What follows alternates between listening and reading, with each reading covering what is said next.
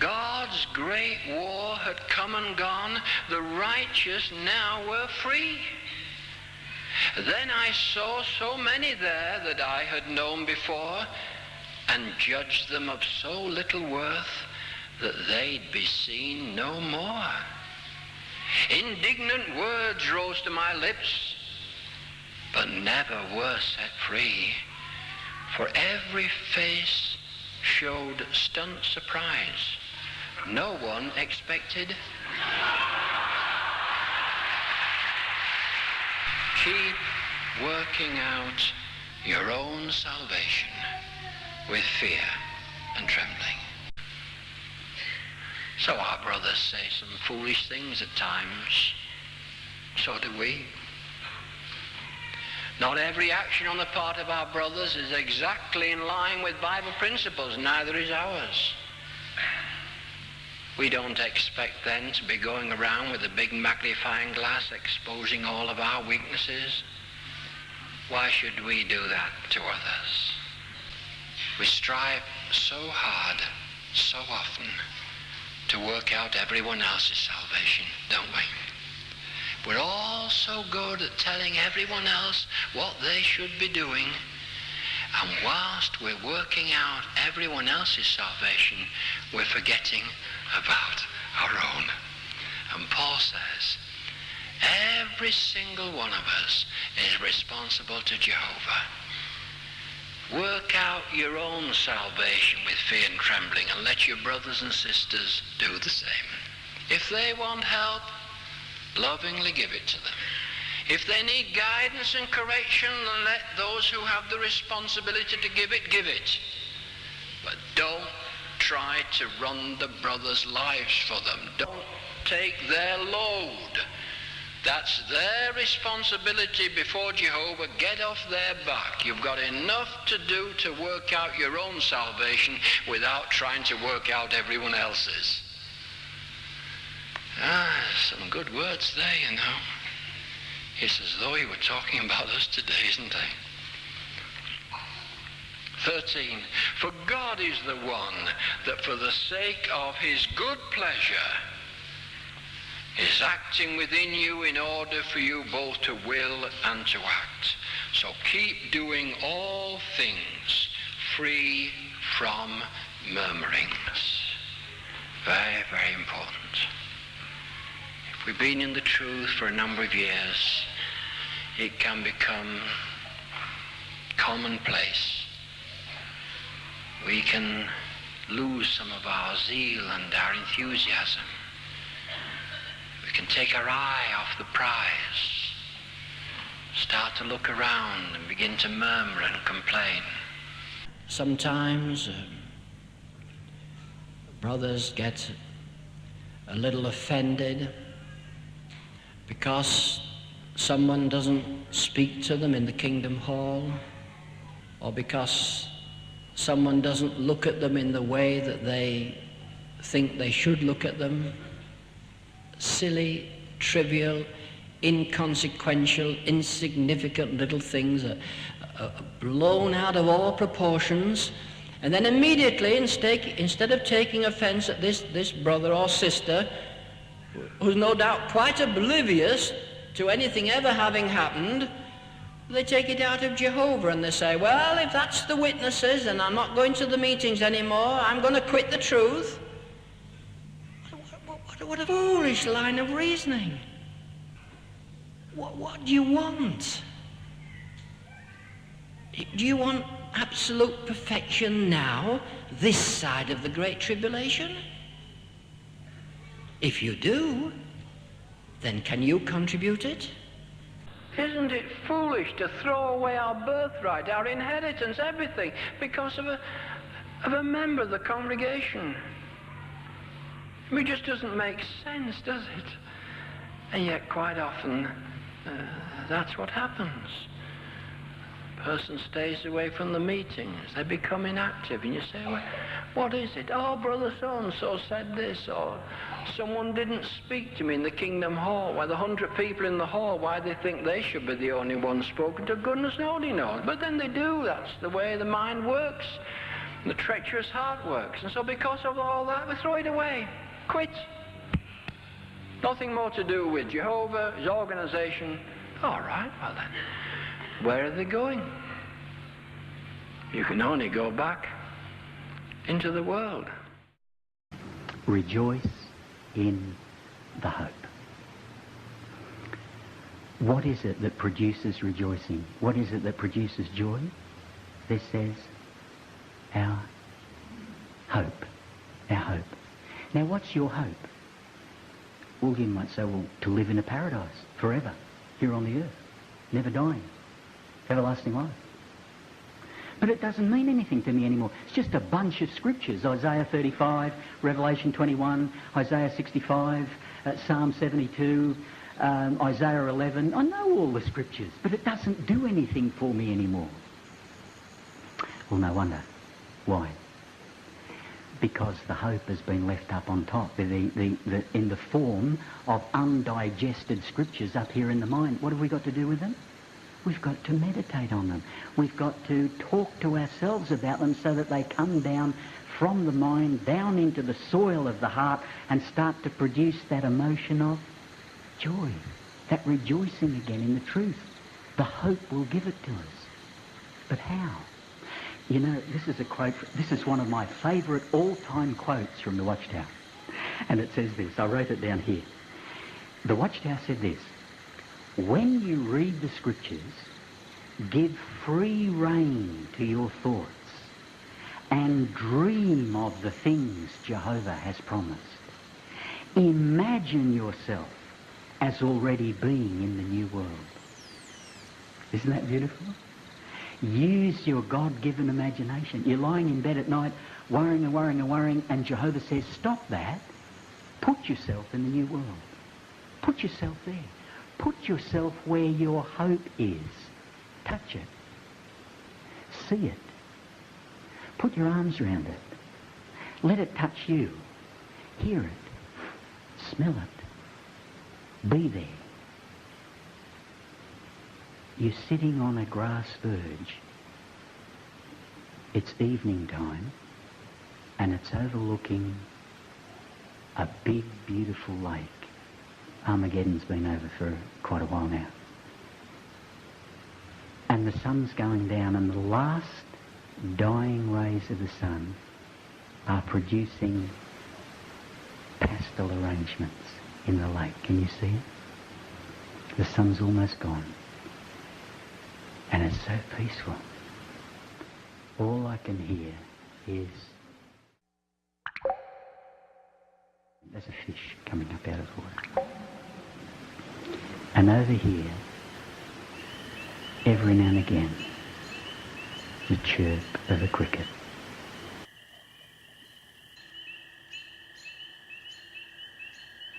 And it's so peaceful and quiet. I just sense something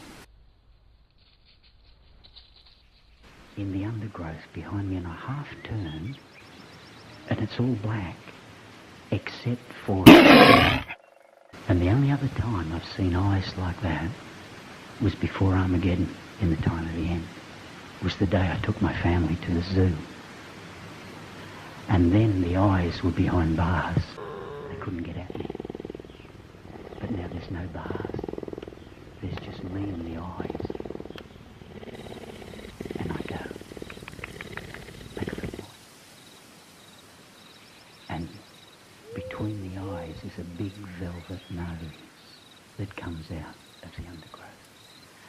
And now I can see surrounding the nose black stripes against fur that's yellowy orange. Rich fur.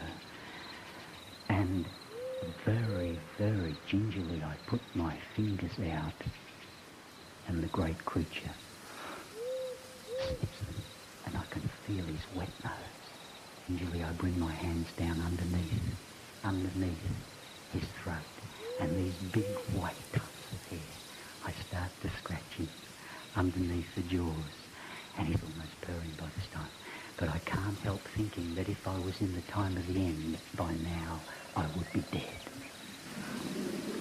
And I'm thinking that if I was in the time of the end, this thing could be a man-eater, that in its lifetime that could have taken scores and scores of people's lives. And now it's like a big pussycat starting to push itself against my hand as I rub it. And it becomes so enthusiastic, it knocks me right off my feet, and now it's standing over me, and it's got its big tongue out, and it's oh goodness me, it's like sandpaper up the side of my face, and all of a sudden his ears go back and he's gone, disappeared into the bush. And then I think, yes, Isaiah 11 springs to my mind. Jehovah said it would be this way. The wolf and the tiger would only reside for a while with the domestic animals, and with man they'd be very shy, very timid, and they'd want to stay to themselves in the woodland. And he's just like, but I marvel, I think, Jehovah's done this. Jehovah's done this. This great creature that used to take scores of lives in his lifetime, and now just like a big pussycat. But then I see what's disturbed him.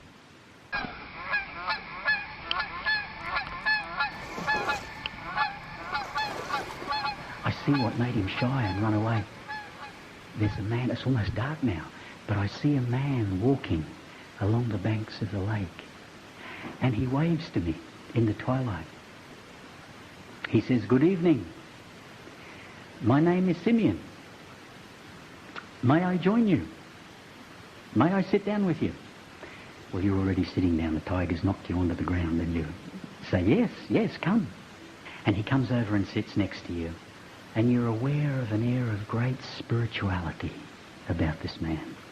And he's shaking his head. He says, "Look, I have to talk to somebody." He said, for 21 days now, he said, I've been alive. He said, 21 days ago I wasn't here. Well, 22 days ago I wasn't here.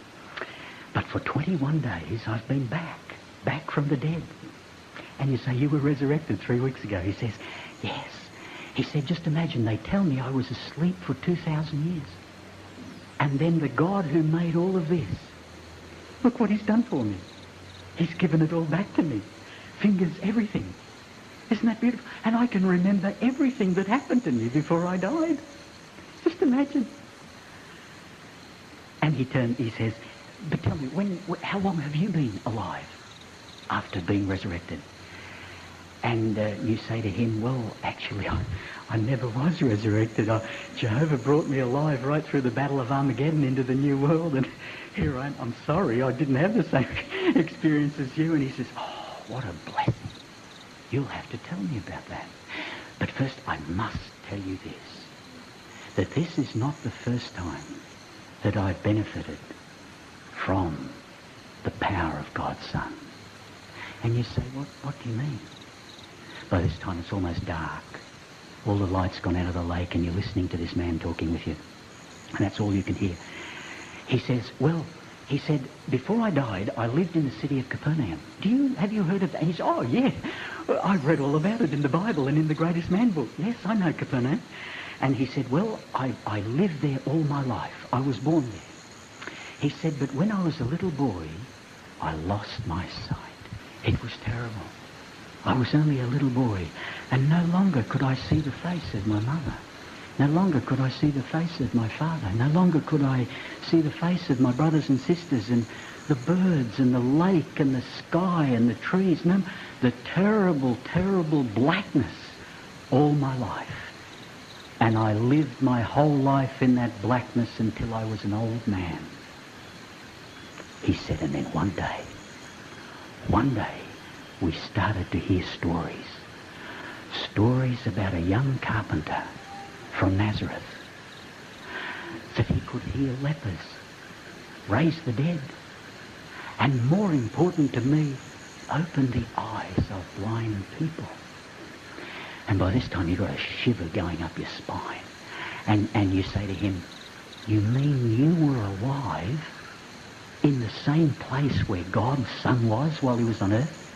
He says, "Yes, but that wasn't the only benefit." He said, "One day we heard that he was coming to Capernaum, to the home of Simon Peter.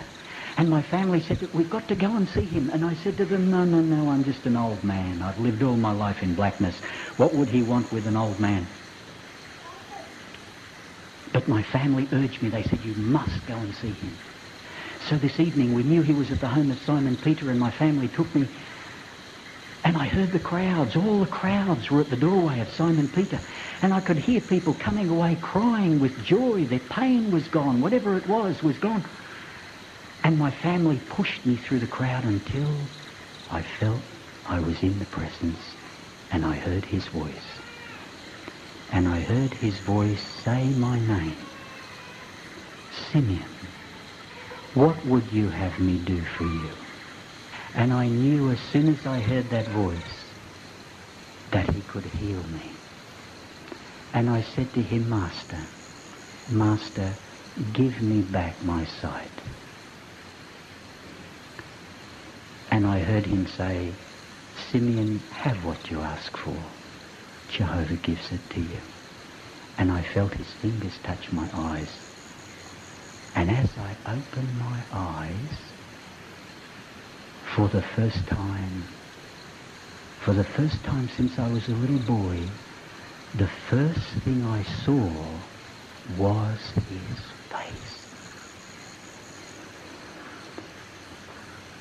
It's dark now, and the big moon has risen over the lake, and it's reflected in the lake. But there's no hurry. There's no hurry. You've got all eternity to talk to this man, and he's got all eternity to talk to you. And you turn to him and you say, you saw his face. What did it look like? Do you want to know? I want to know more than anything else. I so much want to be there, don't you? The story has to stop. I don't know the end of it. I just want to be there. I know it's real. You're going to be there. I'm going to be there, brothers and sisters. That's our hope. But what makes me want to be there? Just reading the Bible, Isaiah 65, Revelation 21. No, they were the seeds. But I've got to talk to myself about it. I've got to let it go down into my feelings. I've got to be there, use my God-given imagination, all my faculties, in order to put myself there so that the hope becomes real. You see that, brothers? Meditation does that. Talking to myself about it. And you might say, oh, but I could never do that. I could never do that. Look, I don't believe you. I don't believe you. Where are you going for your next holiday? Oh, we're going up to such and such a place up north, and we're going fishing, and you... Look, don't give me that you can't meditate, because already you can see yourself in the car with the kids. It's all, everything's piled in the back. You can hear the car going. You can see it going up the highway. You can hear the surf rolling in as you get out of the car, and you can see yourself unlocking the door of the cabin, and you can see yourself with throwing the line into the lake. You can hear the sound as the hook plops into the water, and you can feel the fish on the end of the line, and you can feel it coming in, and you can tell me how big that fish is going to be even. And you can smell it in the pan, and you can taste it in your mouth. You want to go on that holiday, don't you? What makes you do that? Every one of you can do that. That's the way you talk to me, and I talk to you like that. All that is meditation. It's just putting yourself there. Now do it with the new world. Do the same thing with the new world, and it will have the same effect, creating that intense desire for it. But the Watchtower says this, brothers.